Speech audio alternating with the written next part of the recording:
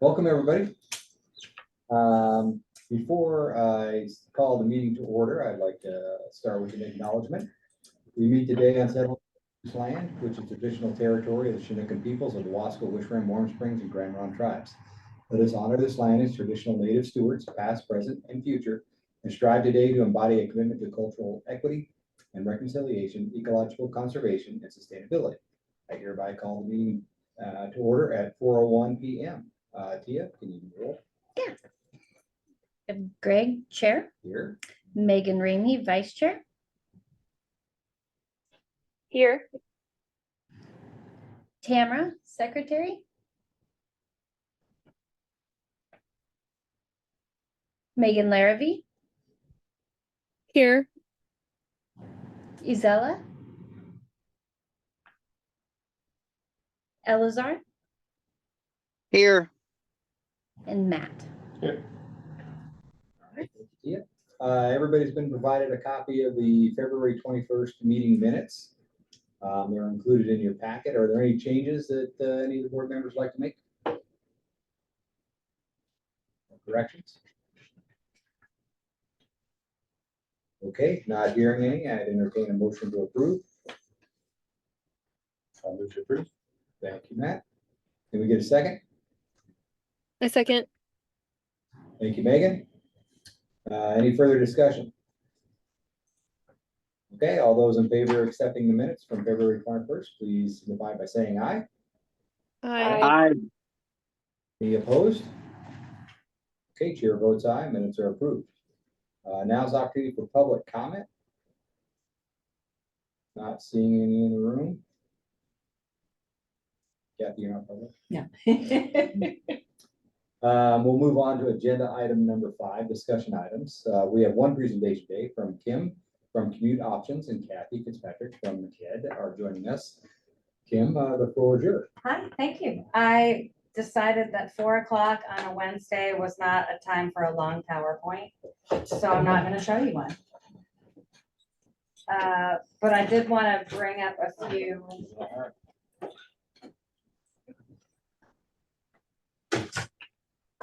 How do you just see it in person?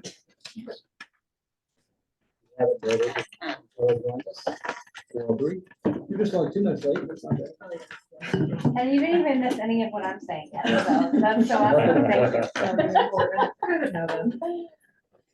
So thank you for having me. I'm not going to take up too much time, but I did want to introduce our nonprofit, our partnership with Kathy and Amy, and some of the things we're doing to reduce parking needs and increase the use of transportation options. I was overhearing a conversation just before I walked in, so I'm very nosy, so I'll probably be asking you about that later.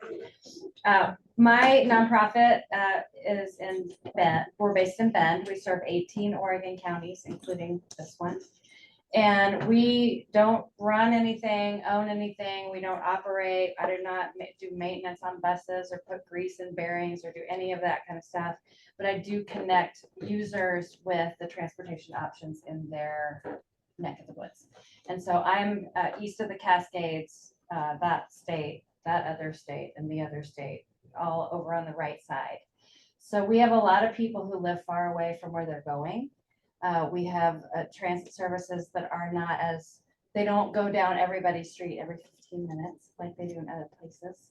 And so it's a little bit more challenging to get people around who don't drive a car.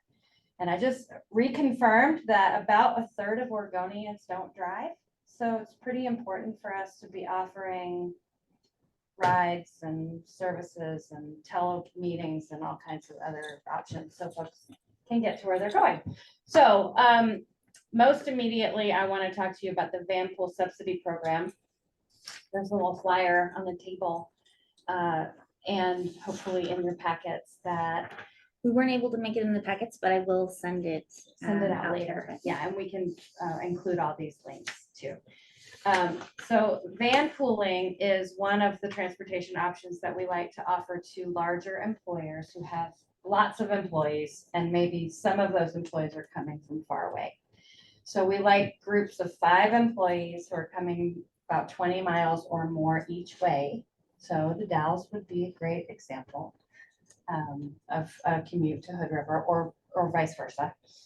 And ODOT's very interested in having more vans run because it's basically an extension of public transportation services without having to buy and procure and wait for a vehicle to come, insure it, put gas in it, hire a driver, train them to drive it. None of those expenses exist, but the STIF funding that you all know about and manage that comes from ODOT can be used to buy down the cost of vans to basically extend that transit service. So thank you, Amy. She put a project into the latest STIF plan, Statewide Transportation Improvement Fund, that would fund 2 vans in Hood River County for 2 years. Through $500. the 2023 to 2025 biennium, yeah. That would fund 2 vans every month for those 24 months. This started in July because that's when the new fiscal year started. And I've been knocking on doors and singing to the hills, hey, we have free van pool money. And no one has answered in Hood River County. So I'm here to really ask your help and your thought process on who are the bigger employers and who do we know there who might be interested in offering a transportation benefit to their employees. Kathy has a few things we've already tried, so if you want to chime in here. Yeah, so I have connected in the past with Cardinal Glass, and Kim has followed up with that, and we're just not getting any response back from HR. So it would be great if someone knows someone at Cardinal Glass that we could have an in with. You know, just that introduction, that handshake is just really, really effective. So it's really, really hard to get in the door through HR. It's just, I mean, Mount Hood Meadows is the exception. Wonder why. Yeah, but at other places like Tofurkey is another one. We had one HR person who was really, really into it, and then he left shortly after we started our conversation. So, and we haven't been able to figure out, you know, to get any response back from Tofurkey. So Actually, that's not true. I got it out of the office. I don't work here anymore response with a list of other people. So I did actually reach out to the other people, but they have not answered either. yeah. So if, you know, if you got an in at Tofurkey, Best Western, Mount Adams Fruit, they actually contacted us. And we had a kind of extended conversation with them, but that didn't really, I mean, their needs are very seasonal, and then the place, the location changes. So depending on the, you know, the fruit and season. So it was a hard fit. And I think their HR department, though they were initially really on top of it, just kind of gave up. I think they were trying to solve a problem like that was gonna rise up in a month, and so it was hard to get that going. So the program itself offsets the cost of like rent a van from like Enterprise to the tune exactly. of $500 a month. So if you're doing one of those van pool programs, remember they charge about $2,000 for their van roughly, kind of It's a thing. little It would bit be less. offset by 500. Depends on the vehicle. A little Yeah. bit less than that. Okay, Probably their cheapest vehicle right now is about $1,400 a month. okay. So that could have 7 people in it. So Right. it buys it down to 900, then you divide that by 7. And or the employer can kick in some or all. Right, so Right. the individuals can split it, or you can, you know, cut it up any different way that you. And Kim, Okay. can you tell us about your success Yes, in the so Deschutes County area? this is probably goes way back in time when you all were in elementary school, but there was a time ago, we had a program called JAR. It was the Job Access Reverse Commute Grant. It was federal funding. And at that time, I was only working in Bend, and we had 8 vans that were bringing managers from Prineville to the Les Schwab headquarters in Bend. And Jarek was paying 100%. Well, and why would Les Schwab say, no, we don't want 8 $2,000 a month bills paid by you? That'd be fine. So Jarek went away, and a long time passed, and then Stiff came, and we started a program in Central Oregon in Deschutes County, and offer a 100% subsidy plus gas. So Stiff allows this. This is all approved by ODOT, and money is coming out of the cookie jar and paying. We have 38 vans in Deschutes County running about 240 people to and from work every day. And I mean, the rides and miles that are being reported in your National Transit Database info is like off the charts compared to our fixed route in Bend. You know, this is long rides, lots of miles, lots of butts and seats, you know, very popular. And the employers who are allowing us to buy this for them look like the hero, right? I mean, it's awesome. So encourage you to consider increasing a van pool subsidy, reallocating money. I know that the plan is rolling, but in the future, other breaking news is that maybe by this fall, we'll have a statewide subsidy program that could fund more than 2 here, right? So if we got 2 going and they're amazing all summer, and all the participants are saving $600 a month per person, and the word gets out, then we could be helping a lot of people. And that's what it kind of seems to be the catalyst, is you just get, if you can get that one going in an area, then other people are asking about it. And truly a recruitment tool. I mean, there's a Cardinal Glass billboard saying, please come work for us. And I'm like, well, why don't you just give them a ride to work? I'd sign up for that. So it's a great recruitment tool too, for businesses that are about to get busy for summer, you know, all of those things. We would like these to be year-round vans because it's easier administratively, but a seasonal van is better than no van.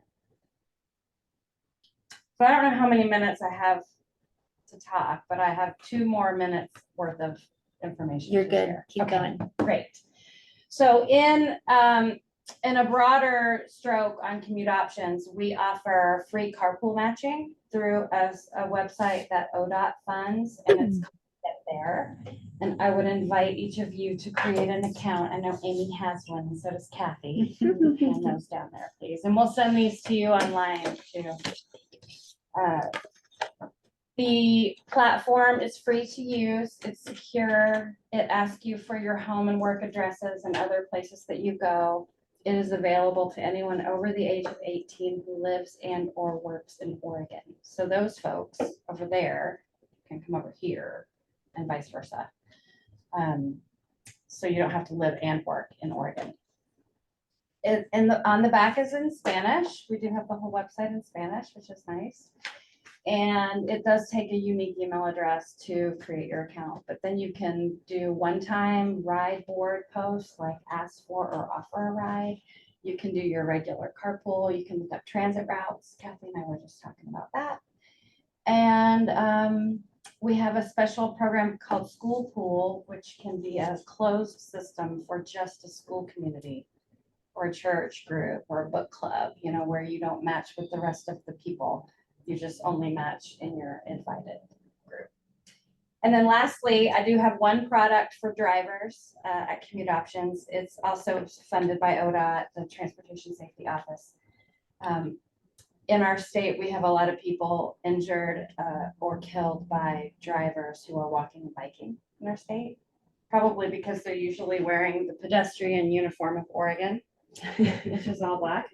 No, I'm teasing. But this raises awareness of the rules and regulations of the road and how to be a more friendly driver when people are biking and walking.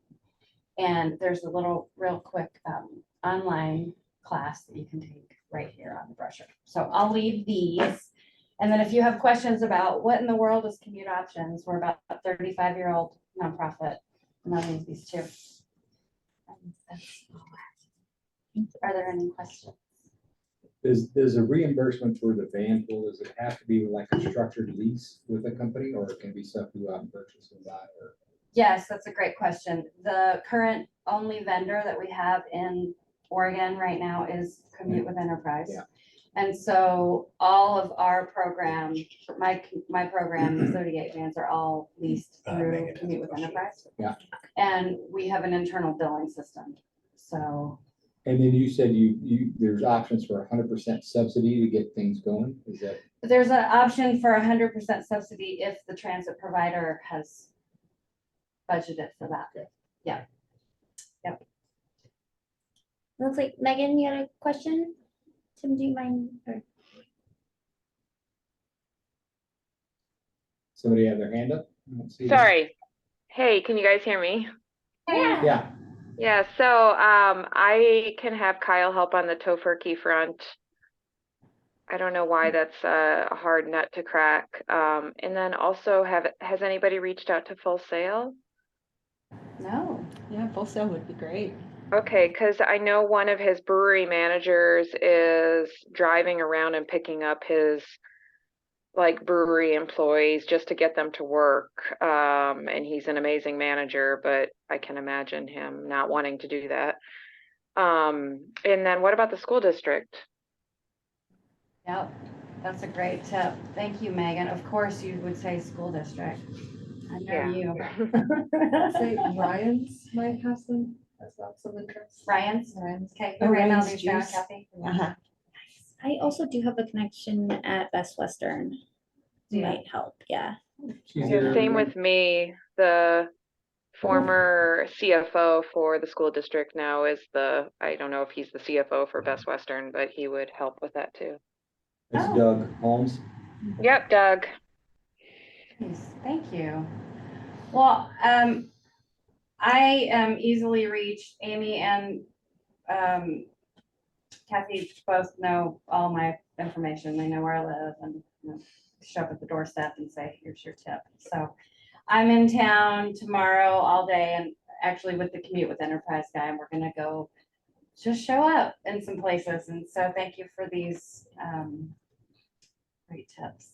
And if the board is interested in potentially increasing the stipend, we could look into doing that. I'd have to double check the stiff plan of what specifically it says and then check with ODOT. But we might be able to increase that if there's interest there. So, especially since we haven't spent a large amount of funds that have already been allotted to this project. They're in the cookie jar. Yeah. So, Love that. yeah. Is there anyone at Ryan's Juice that, I'll send you the info. Oh, okay, great, great. Perfect. And Megan, how about the school district? Who would be the best in? I will get back to you on that. I forget who took, that was just a changeover last year. So let me don't think anyone- ask. I don't think they've hired a new CFO. I mean, you can Oh, start with wow. Stephanie Hoppy. She's sort of. Well, there's definitely no permanent CFO, but I was thinking of the director of HR, so And someone on a wellness committee or some kind of. Patricia Cooper might be a good person to reach out to. Wait, Patricia Cooper? Oh, maybe. Is Heidi speaking with you tomorrow? Yes. Okay. Not sure about Diamond or Duckwa, the other. group We that met with houses that Sarah, are- and she also had a similar seasonal need, Yeah, it's- fall, and I'm like, that minute, and it's, so. Definitely a potential. And who at Full Sail? Oh, yeah, Full Sail, Megan, can you divulge the yes, name? that would be Kyle. He can put you in the right. I can, Kathy, if you send me an email with the details, then I'll just forward it on to Kyle and he can make the introductions at both Tofurkey and Full Sail. That's great. Are you guys in town or are you in Seattle? I am in like essentially Tukwila, which is next to SeaTac, and then Kyle is in Kyle's in transit actually on the bus.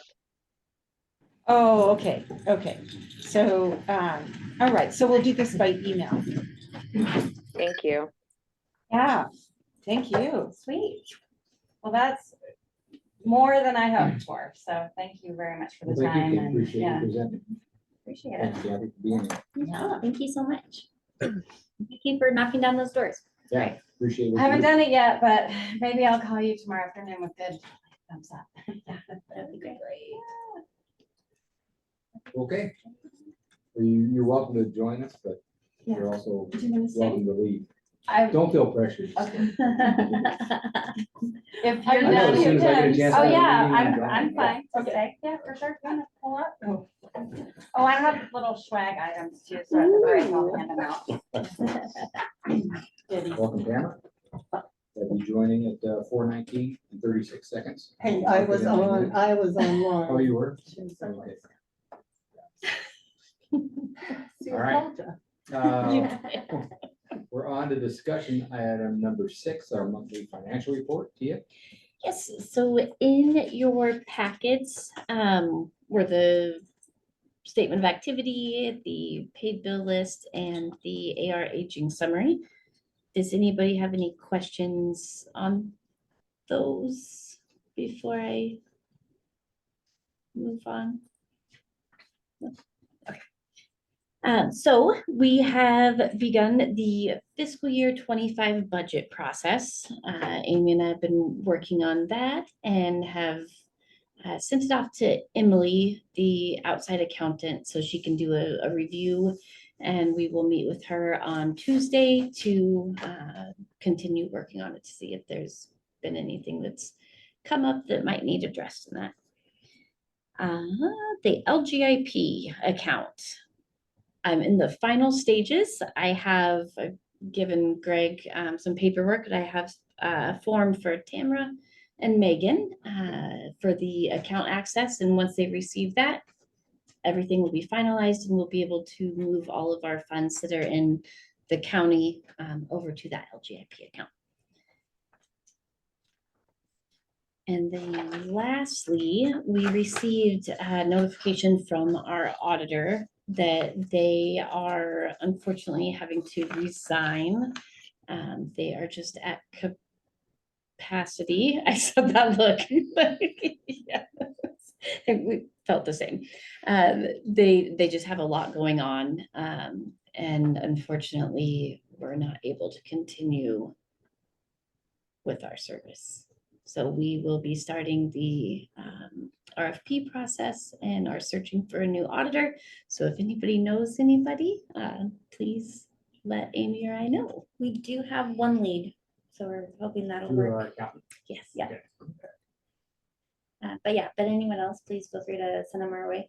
And Remind me who yeah. our current auditor was. Was that the Friends of Reagan? Reagan? Yes. Oh, okay.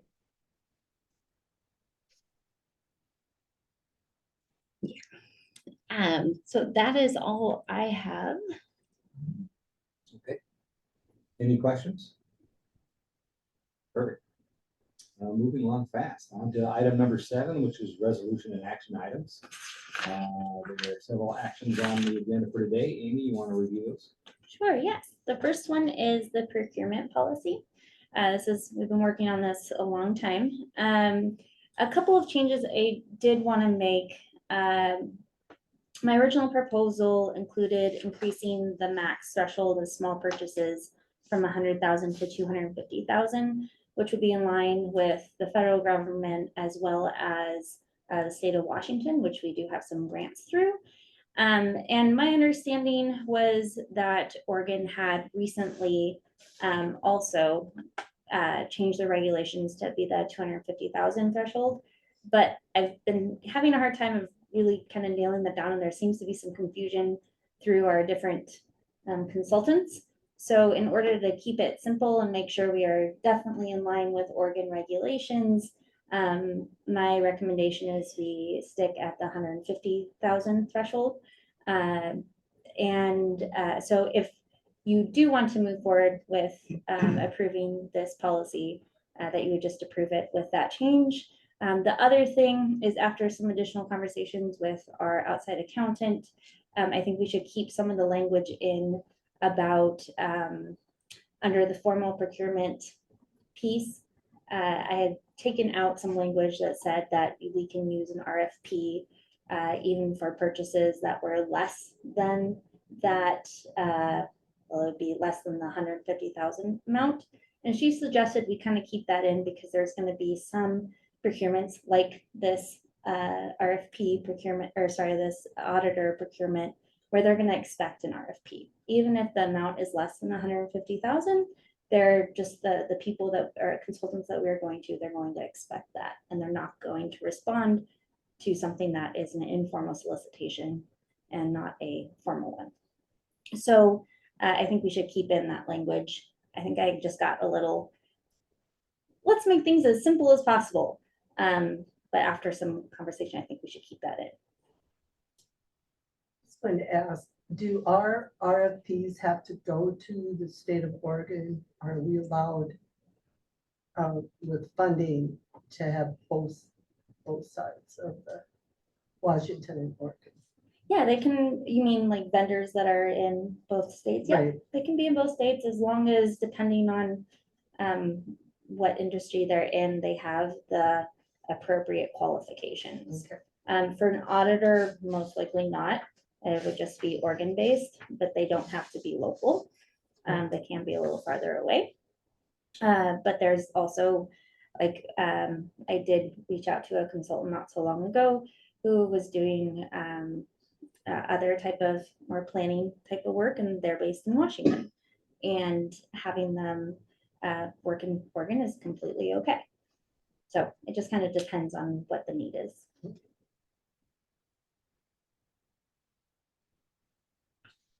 And I read through that. I thought you did a great job, and I liked having the conversation on the side. That was Helpful? Okay. very much so, because it all brought everything into what you were talking, and also to know what you're thinking, you know, as you're going through, which is great. Awesome, great. Yeah, I think for me, my brain works in a certain way. So I was trying to make this procurement policy very easy for me to understand. But also, you know, anybody who would be looking at it, if they don't work with it every day, I was trying to make it so it was a very comprehensible and actionable document.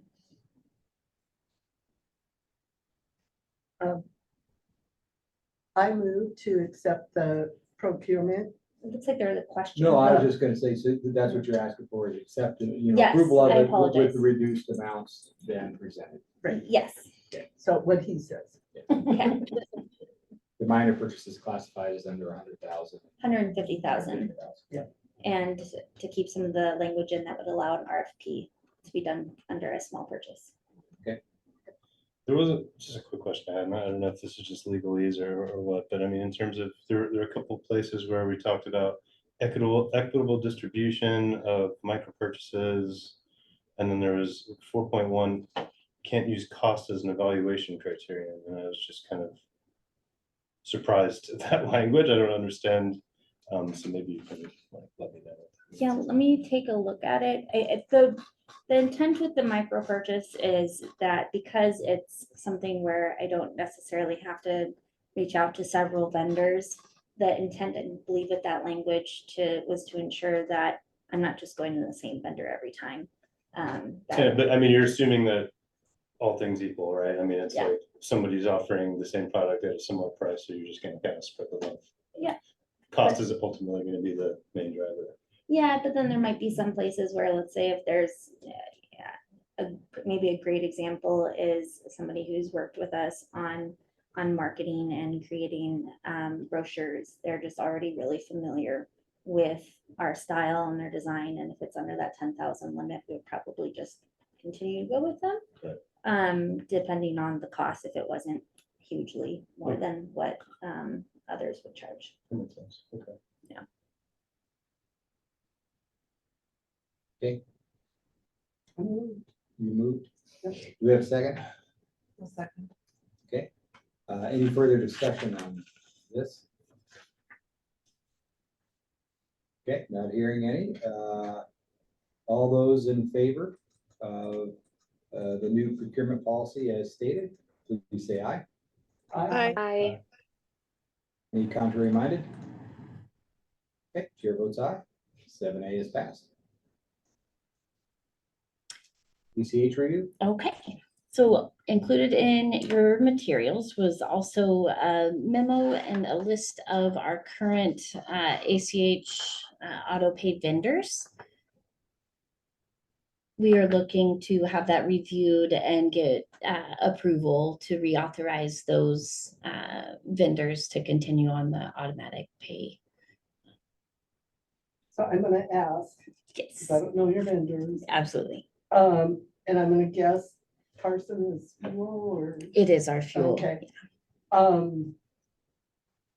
Fleet deal, That is our mechanic, or sorry, it's we record all of our preventive maintenance okay, and we use it to maintain our fleet. It's a computer program. okay. Gusto, So that's our payroll processing. okay. And then, Samsara, That's fleet tracking. So on Okay. all of our That's just reports vehicles. we get on the bus's behavior. okay, okay. And Velic, That is our retirement vendor. okay, okay.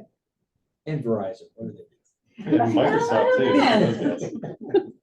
Okay, good question. All good questions, and yeah, that's probably a good thing to add on. And it just as to kind of add on to that, this all kind of stemmed from the conversation that we had, I believe, in January, of making sure we have it very detailed of the board approving certain things, and we'll put that in our financial management plan. Yeah, so if there are any future vendors that come up, then it'll be brought to the board before any of that's approved to add to the list. Like Mass Hawaii Fund. Yeah. Oh, come on. Yeah. How'd you know that he This is submitted one to that? time, one time. That just may be unethical. Okay. We'll catch that one. Um, Okay, so we need to vote on that to maintain these vendors as listed. Yes, please. Okay, does anybody want to make a motion? I'll make the motion. Thank you. We have a second? A second. second, Thank you, Megan. Any further discussion on the vendors? Okay, all those in favor, please say aye. Aye. Aye. I, Any opposed? Not hearing any, chair votes aye. All right, that is passed. We're now, so that is 7B. On to 7C, Budget Committee Member Application. Right. So in your packet, there was the application for Bo Jones to be part of the Budget Committee. We need one additional member. So if you all decide tonight to approve Bo Jones as a Budget Committee member, then we would have the amount that we need in order to proceed. He is local in Safewood River. He also works here and works at the Columbia Cliff Villas and is very interested in finance and transportation. So I'm asking for you all to review the application and to decide if you would like to appoint him to the Budget Committee or not. hey, this is Megan. I reviewed his application and is he on the meeting with us? He is not. Okay, I was just looking for a little bit more, I guess, detail on why transit is important to him. And then his second, I think it was his last answer, was something about his volunteer work with the Elks Club helped him understand or something about resident needs, and I don't know, or resident concerns. I don't know, something in the way he worded it that Commitment in local needs and understanding the concerns of residents. The way that I took that, as well as he had sent me a couple emails, is that he's just really interested in community and to be a voice of the community, is my understanding. Does anybody here know him or met him, or That's what I was wondering. and he's our only candidate? Correct. I think probably what I would look at is just the want to ask questions. I think that's very important in the budget committee, is just somebody who's willing to ask questions and get more clarification where they think is appropriate. I think those are the important things of the budget committee. I think entertain anybody's willingness to get involved and understand what's going on. Exactly. I mean, there's a lot of people looking for budget committee members right now. And the fact that he took the time to fill an application and shows us to, be interested in, I think sort of meets the threshold for me at least. So I just Googled him. And he hosts comedy shows. Oh, I know So- Bo then. I want him. I know him over there at the Elks stuff. He actually does a good job and he is community focused and gets other people involved, provides opportunities for them. So now that you say Bo and the comedy night, I'm an Elks member too. I'm just thinking how dry budget meetings can be. He can provide some levity. I may show up. Host an open mic budget. Okay, so entertain a motion to nominate him. I moved to not, so Well, I guess nominate and approve, right? approved or whatever we need to do. Second. Thank you. Any further discussion on Bo? Okay, all those in favor of Bo being on the budget committee, please say aye. Aye. Hi. Any opposed? All right, chair votes aye. Bo is on the committee. Thank you. I will Jeff is out nominate. of town, so Amy, you're gonna do the operations report. I am. So we dipped down a little bit in February for our overall safety score. And that's due to a increase in harsh braking events and speeding. So we are working with the drivers to just remind people to make sure that we are being very soft with our braking and just in general providing a good customer experience. And then we're pretty much the same for percentage of speeding, like moderate speeding events. With the operations data, so vehicle hours driven.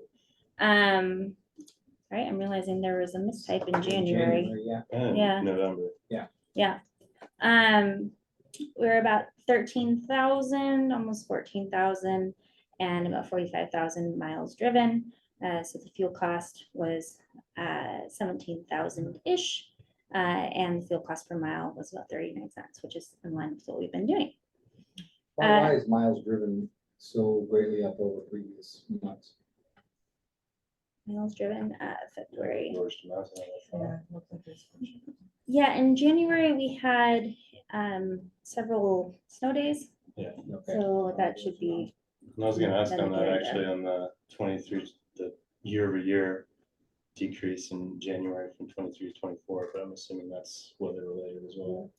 and for the data or Sorry the to jump ahead of ridership. you. There, it was just the change. The ridership. Yeah, we were shut down for 5 days. It was like down Almost, 18% or that whole year over week. year, but yeah. I figured Yeah, it was just I snow. think January in general is when we're seeing big snow and weather events. January 14th to be exact. And then also, yeah, we had more nights too, because in December we were not doing nights up the mountain, and so because we were doing less in January, I'm forgetting exactly when we started January nights. 29th. January 29th. Okay, so that was another indicator too. Good memory. Mhm. And then so for incidents, there was 5 vehicle incidents and 1 customer incident. The vehicle incidents, again, we're having issues with vehicles just backing in our parking lot and causing some minor damage. We are working on that, and we continue to work with the drivers to ensure that we're being as careful as possible in our bus barn, and just continue to working on getting some of our buses out of the bus barn and figuring out long-term solutions. And it's been minimal or no damage, what we've received with those. We did scrape a awning at a property that we were serving with Dial-A-Ride. It is unfortunately not necessarily just us, but it's a common occurrence in general. But we worked with the property managers and they let us know that no action was needed. One of our Columbia Gorge Express buses snagged a bike rack pulling out in front of Cat.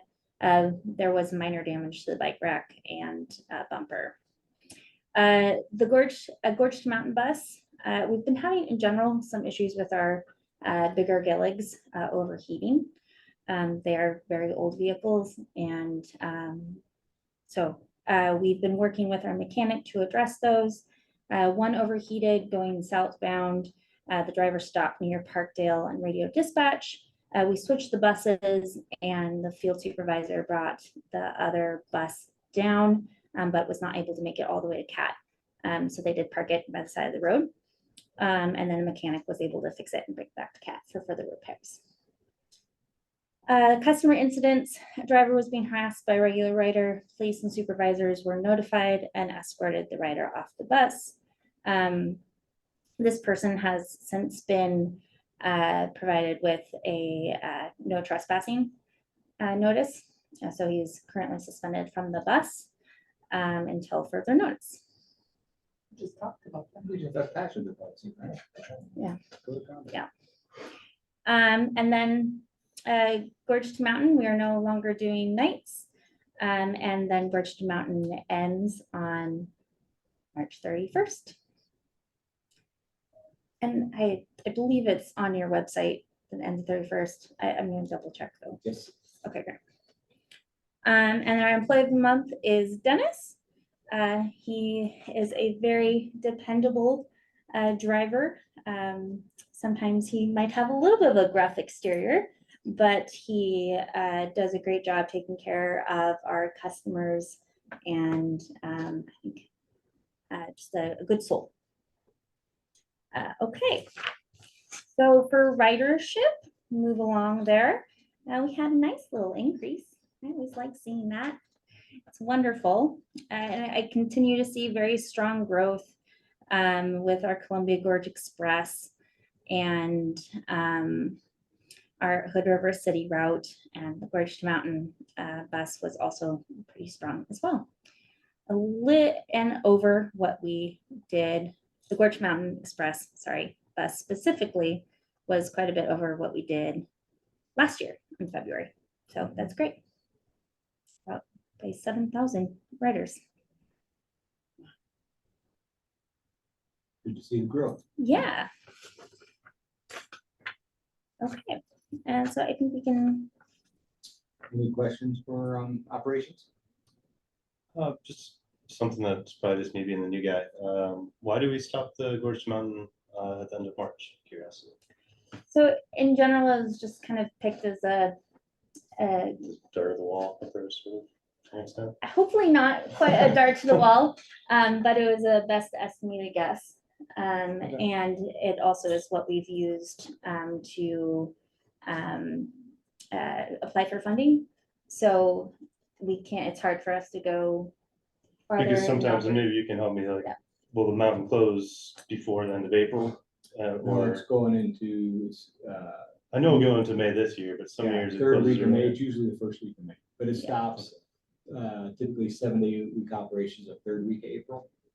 And then moves to some bonus weekends after that. Gotcha. Okay, so that's So I just having it April's a be slow time. Like predictable. right now, things are Yeah. really slowing down, weekdays and some other stuff. Okay. Makes sense. I think it was and I think we originally chose that date when we were actually working with Meadows, and they were contracting with us to provide that or operate that service. That's good. So I think it was just chosen as a good guess of when things will slow down. Gotcha. Thank you. Sorry. And then for us, I think it's, now it's funding related too. So it's hard for us to extend that based on the funding that we have to serve. But good question. And it sucks on those years when right now and there's good snow up there and we're winding down and there's still good skiing to be had. But it's difficult operationally for us to extend that and the funding issues too. Any other questions? No, I think we're on the executive director report. Cool. Well, that's me again. In your packet, so both my items under my report today are informational only. The first one is the Hood River County Transportation District Coordinated Transportation Plan. This is the draft plan. I have been working on updating this. This plan specifically is to address how we serve seniors, individuals with disabilities, low-income individuals, and limited English proficiency individuals. And thank you, Kathy, for your help of looking at my plan and giving some guidance. So this is an important plan for when we're going for grants. Anytime we're going for a grant, we need to report back to where it is located in our coordinated transportation and or our transit master plan. I realize it's kind of a big document. The key pieces that I would really like you guys to look at are the strategies to address identified transportation challenges and service gaps. These should not be new, as these were part of the transit master plan as well. So all of these ideas, all of these objectives should be already aware of. The outreach that was done in order to inform this plan, I worked with ODOT and they allowed me to use what was done as part of the transit master plan because the transit master plan was done recently. And all of that information was in the STIF plan as well. And you also see a lot of projects in here that was also in our STIF plan. What are the other things to let you know about this? So this will be on our website for 30 days and for anybody to provide any comments or feedback. And then I'll have that time to update it and then present it to you all at the April board meeting. This has also been sent out to the STIF advisory committee so that they can review it as well and give me any feedback they may have. Any questions? Do you have a document that just highlights the changes that you made? Or the updates The updates of the specific. between this and the 20 to 23 plan? I do have the different priorities that I could share. That's really the place to Yeah. focus. I mean, honestly, I don't know who else will read it until the next time it needs to be updated, except for if a project isn't in there and you can't point to it on a grant application, then you're in trouble. Okay. So that's really what to look at are the tables that Amy put together of the priorities and strategies. If anything's missing. Yeah. Okay. Thank you. And yeah, but That's why you stuck around. yeah. And really the priority buckets were the same as last time. The only changes I made to those categories were for priority 3. It was information. I changed that to education because I feel like a lot of what we do is educating the public of the services available and not necessarily just informing, but educating what services are available and with our new awesome travel trainer program, how to use them. So that was the major change. And then also mobility hubs. It was a big piece of the transit master plan and thus a big piece of this one as well as ensuring that there's space in our facility to accommodate our growing fleet.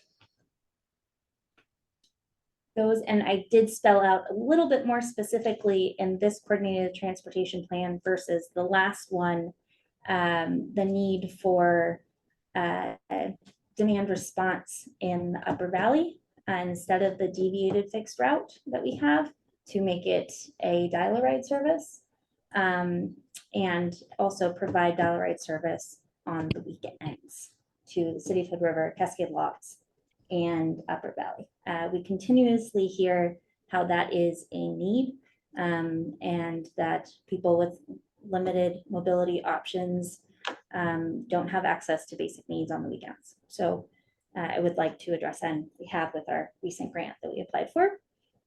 And then that coincides with that is that the Upper Valley, the deviated fixed route that it is now, really needs to be transitioned to a fixed route sooner rather than later in order to meet the needs of our community members. So essentially, you want us to digest this for the next month, and then we'll discuss it at the next meeting. Yes. Okay. Thank you. So yeah, digest this, mostly really focus on the strategies to address the identified priorities. And let me know if you have any feedback, and I would love to hear that, and I can incorporate it. And then at the April meeting, I'll bring to you the revised version and ask for approval. Okay. Great. Thanks for providing. And then the second is the employee fitness equipment. Again, this is for information only. Some of you may remember several years ago, staff came to the board and asked for some local funds to purchase some employee fitness equipment. Unfortunately, that equipment was not used as much as we hoped. So I will be looking to sell some of that equipment, as we could really use that space for storage of snow blower, et cetera, et cetera. So we might keep one or two of those items, but the plan is to sell them through Oregon Surplus, which is how we sell anything we've purchased, and then put that back into our local funds to be used for match funds. What type of equipment are we talking about? So there's like a elliptical, there's some weight machines, and right now they're in our maintenance facility, so in our garage. Was there any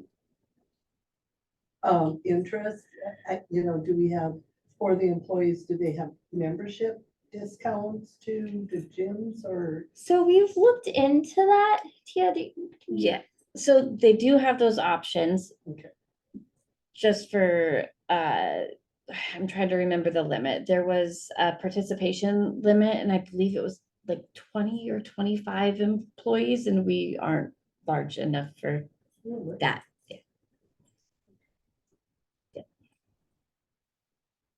Plus they use the snow blowers upright and lower. Yeah. You got tires Right? laying around, come on, switch some Yes. tires, yeah. Exactly. Yeah, if they're not opposed to routine and they're not using it. But we have to divest of something goes small through Oregon Surplus. There's no other way to do it. Is there a quicker, easier? The policy that I put in place is anything that we purchase, well, anything with federal or state funds, we do need to go through Oregon Surplus. I think it's just easier as a general policy to make sure everything goes through that portal. But we can then share it with everyone and let them know that they're going to be on there, and people can put bids in for that option if they'd like to. Okay, thank you. Yeah. It's actually fairly easy once we get it posted, because we do it locally. We don't ship them anywhere. Well, thank you for that report. Yeah, great. And that is, oh, there, I had a couple other notes, I'm sorry. I just wanted to do a, nope, sorry, that's an upcoming event, so I'd like to add some things that I didn't have on it. Well, let's move on to upcoming events. Okay. Oh, well, first, any discussion items?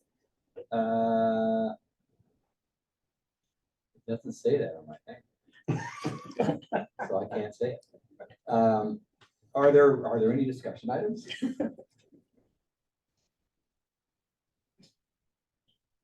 Okay, good. How about upcoming events? I would love to tell you about some. So again, March 31st is the last day of Gorge to Mountain. And then April 27th is our spring, summer schedule change. And we will be changing the schedules of the Columbia Gorge Express in order to better meet the needs of Columbia Gorge residents as a whole. It'll create better connections with the link, Mount Adams Transportation and Skamania County Transportation to be able to connect residents all throughout the gorge. So we're changing some of our times more than we normally would and adding additional services as well for the summer season. How far in advance will that be posted? So we are posting them this week, so it'll be about a month. And are we talking 20 minutes, half hour? So some of them are about half hour, Okay. but we are going to 9 trips a day from 7. And I think the biggest change is 30 minutes. So it's more trips in the same amount of time, or are we going earlier or later? More trips in the same amount of time. Okay. And there's about an hour and a half frequency throughout the day. Sometimes a little less. Have we ever entertained the idea of going directly to the airport? Funny, weird. This also came up in another meeting I had this week. Yes, and I've been floating around this idea, and I guess it's more in discussion items. And I think I've talked to a couple of you about it. And I've been talking to some folks at ODOT. I'm thinking that this next round of funding in the fall to apply for funding not only for the Columbia Gorge Express, but also potentially one that's Columbia Gorge Explore. That would be more of a local route, so it would stop at more trailheads, maybe go all the way into Portland, and then we could potentially make our Columbia Gorge Express go potentially to the airport. And then that would allow our Columbia Gorge Express to keep the time from Hood River to Portland quick, but it would also allow us to address more trailheads and maybe go to Edgefield or maybe go to some other more cultural events in Portland. Okay. Does that make sense? Mhm. So feel free to let this ruminate in your head. I'm kind of playing with this idea. This would allow us to stop at Viento, Mitchell Point, Bonneville Fish Hatchery, Cascade Locks, going actually to some of the trailheads and serve multiple needs. Explore and Express are really clever. Right, I Really was good. pretty proud of that. I won't lie. I like that a lot. I was digging that. Yeah. Yeah, and so those are the two. Oh, and the connect, again, just a reminder, the last day of operation is April 27th. Okay. Any other events anybody's aware of that want to bring to the attention of the board? I'll mention that the Oregon Public Transportation Conference, maybe some of you have attended in the past, is coming back after a hiatus, a post-COVID appearance, Seaside, Oregon, October 27th through 30th.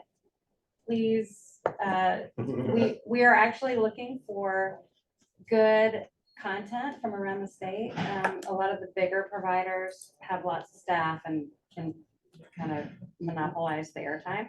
So smaller providers and places like this, and even board member ideas are welcome to be presenters, and you have until April 15th to apply, and you get to go for free to present. Oh, really?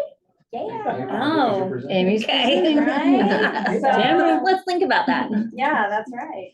I was on the SAT board previously. Yeah. Before this, all that stuff happened. So Yes. yeah, it was being involved and yeah, Seaside's a great little place. I Sure lived in is. Astoria, so. So Yeah. what if you have 3 presenters from the same organization? Would they all get to go? The rural Our Our tech, tap. our Yeah. tech will pay for a number of people from the same agency. We're hashing out the details right now because what we learned from ODOT is that they're really into the conference happening, but have zero staff time or capacity to work on it. Mhm. So the Oregon Transit Association is taking their money and then we're gonna do it for them. Very So nice. would love to see you all at the beach. All right. Are you saying if I introduce Cameron, then Cameron? introduces you? Yeah, there you go. It's all for I mean, Sunday, Kathy right? can come with me. All right, thank you, Kim, for that event. Yeah, sure. Any others? CGCC is gonna be having their resource fair. Kathy might be going to this one. It's on April 22nd. And where one community hall is collaborating with the Hood River Library to do the other Nino, so a children's fair. It's gonna be here at our clinic in Hood River. Yeah, I think it's just another opportunity as well to really provide education to families about services. So not sure if you're already on there for. Is Sarah already on there? I Okay, she think is. so. I remember seeing something to organize, having participation there, so that's great. Yeah. It's gonna be a free event for families and kids. Kids get to take home a book and a bunch of free stuff. So, yeah. Awesome. Neat. So That's it's gonna be great. April 22nd. Awesome, thank you. Putting that on my calendar. It's gonna be from like 10 a.m. to 2 p.m. If you want to co-table with Sarah. Okay, any others? Is anybody from Head Start contacted you about that? Sure. I don't think so. Could you send me information on that? I'll share it with them. Okay, with that, I'll entertain a motion to adjourn. So moved. Thank you. Do we have a second? Second. Thank you, Megan. Any discussion on adjourning? Okay, all those in favor, please say aye. Bye. Bye. Aye. Any opposed? Your votes aye, we're adjourned. Thank you, Steve. Appreciate it. Thank you. Thank you. I wonder how frequently people oppose adjournment. Let's do it. Hey, we have AC now, so Oh. we paid some good money to be able to sit here now. Yeah, there you go.